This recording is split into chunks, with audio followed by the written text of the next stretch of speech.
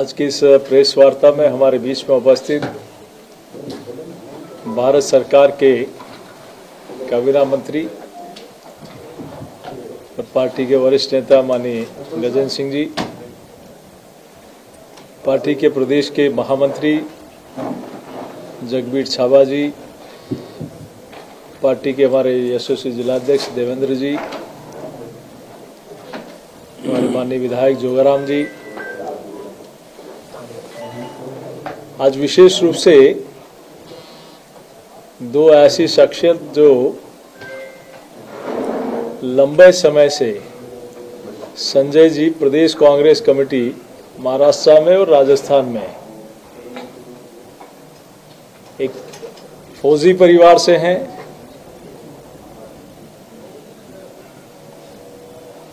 और कांग्रेस पार्टी से लंबे समय से जुड़े हैं।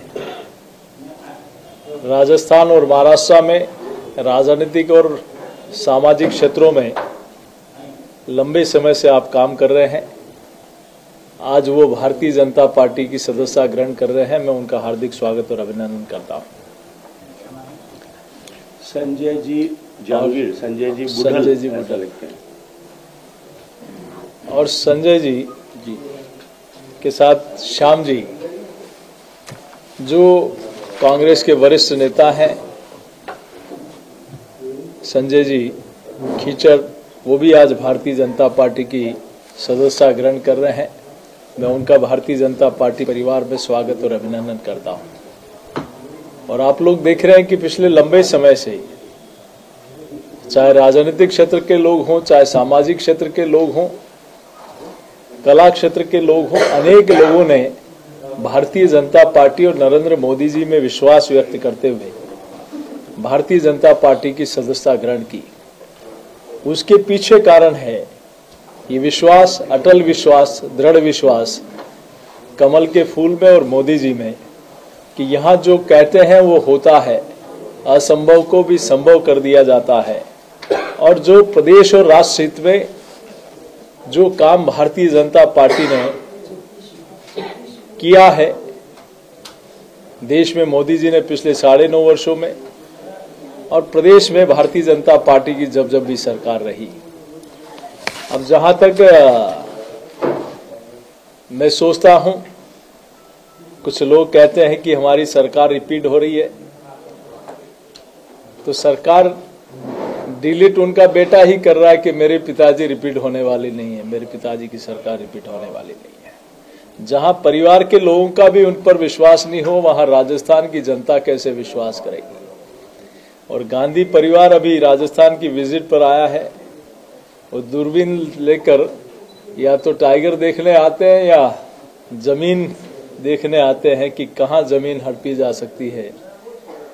लेकिन मैं कह सकता हूं कि भारतीय जनता पार्टी के यशस्वी राष्ट्रीय अध्यक्ष आदरणीय जेपी नड्डा जी ने जो संकल्प पत्र परसों उन्होंने उसका विमोचन किया, आपके वादे हमारे संकल्प, ये जनता के बीच में जाकर, पूरे प्रदेश की जनता के बीच में गांव-गांव, ढाणी-ढाणी जाकर लोगों से राय ली गई और उस राय के आधार पर एक संकल्प बना।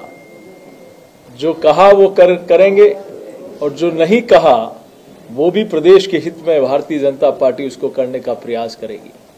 आप ये देखिए कि जिन लोगों ने किसानों को खून के आंसू रुलाए, कर्ज माफी नहीं किया, उनके लिए भारतीय जनता पार्टी ने प्रोविजन किया कि 19,422 किसानों की जमीन नीलाम नहीं होगी, इसके लिए प्रावधान किया गया। किसान सम्मान निधि में आदरणीय मोदी जी की सरकार ने किसान का बैंक में खाता तो खुलाई, नीम कोटेड यूरिया दिया, एमएसपी लागत का 1.5 गुना और उससे कई गुना आगे बढ़ाने का काम किया। प्रधानमंत्री फसल बीमा योजना हो, चाहे प्रधानमंत्री जैविक योजना हो, चाहे प्रधानमंत्री सिंचाई योजना हो, अनेक ऐसे आयाम स्थापित किए जिसमें किसानों की समृद्धि हो सके। ऐसे में एक और नया कदम कि 6,000 रुपए मोदी सरकार दिल्ली से किसान के खाते में डालती है। डिस्क्रिशनरी फंड जो है वो तो उससे तो पहले भी दिया जा सकता था, उस पर तो कोई किसी तरह का प्रतिबंध नहीं था, नहीं तो घोषित करने की आवश्यकता थी। और घोषणा होने के बाद में मार्च से लेकर अब तक एक भी व्यक्ति को उसका लाभ नहीं मिला, क्योंकि सीएम डिस्क्रिशनरी फंड जो है यहाँ तुष्टीकरण के आधार पर निर्णित होता है। जब गरीब मेघवाल के 2 बच्चों को गैंग वॉर के आपस में 2 गैंग्स के लड़ाई के चलते हुए संदेह के आधार पर कुचल करके चित्रे करके मार दिया जाता है, उनके परिजन 10 दिन तक वहां सड़क पर बैठे रहते हैं, समाज सहायता एकत्रित करके देता है, सरकार 2 लाख रुपए नहीं दे पाती, और रोड रेज की एक सामान्य घटना में एक व्यक्ति मारा जाए, उसको 50 लाख रुपए तुरंत मुआवजा दिया जाए। ये सीएम डिस्क्रिशनरी फंड की हकीकत है। तो आने वाले समय में ये 25 लाख रुपए का जो चिरंजीवी बीमा की चर्चा करते हैं, इसमें भी तुष्टीकरण नहीं होगा, इसकी क्या गारंटी है, ये राजस्थान की जनता पूछना चाहती है। देखिए, आयुष्मान भारत योजना पूरे भारत में इस तरह की जो है एक साथ चलने वाली योजना है। चिकित्सा, प्राथमिक चिकित्सा हमारे देश में संविधान के अनुरूप राज्य की समवर्ती सूची का विषय है, इसलिए प्राथमिक रूप से राज्य का दायित्व है। लेकिन माननीय मोदी जी ने देश के गरीब को चिकित्सा के खर्चे से मुक्ति मिले, इसको लेकर के ये योजना बनाई है, और देश के गरीबों की चिकित्सा की आवश्यकता की लगभग पूरी आपूर्ति 5 लाख रुपए तक हो जाती है। इसके अतिरिक्त भी इसमें यदि और कुछ भी सुविधाओं को जोड़ने का हो, तो भारत सरकार हमेशा सभी योजनाओं को सजीव योजनाओं के रूप में बनाती है, ताकि उसमें कभी भी कहीं भी किसी भी तरह के सुधार की गुंजाइश वो हमेशा रहती है। ओपीएस का क्या रहेगा? कांग्रेस कह रही कानून बनाएंगे। देखिए, कानून यदि उनको बनाना होता तो मेरा तो प्रश्न ये है कि जिस ओपीएस को उन्होंने 4 साल पहले घोषित किया था, जिस ओपीएस को गाजे बाजों के साथ में घोषित करके और वो हिमाचल प्रदेश और कर्नाटका में लेकर के आए थे चुनाव से पहले वादे के रूप में, वहां दोनों जगह तो देने से मुकर चुके हैं, और यहाँ 4 साल बाद में अब उनको उसके लिए कानून बनाएंगे ऐसा स्मरण आया।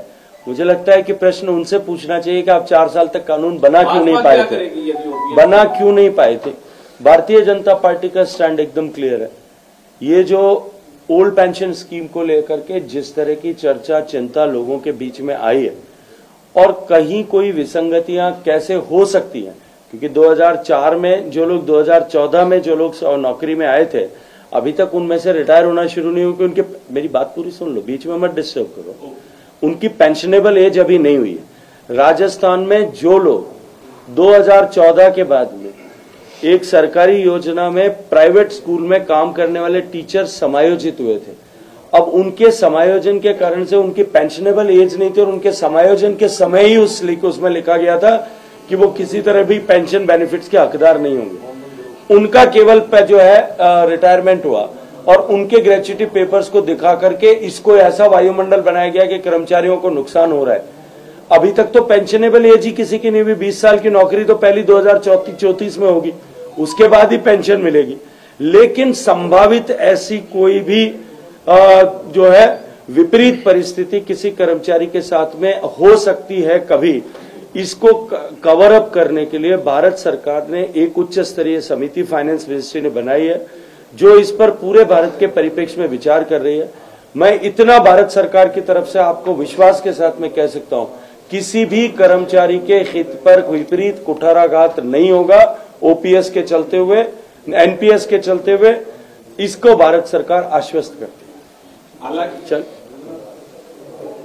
और कोई पेपर लीक मामले में आपने जिस तरह विरोध प्रदर्शन किया, आप क्या कोई कानून बनेगा?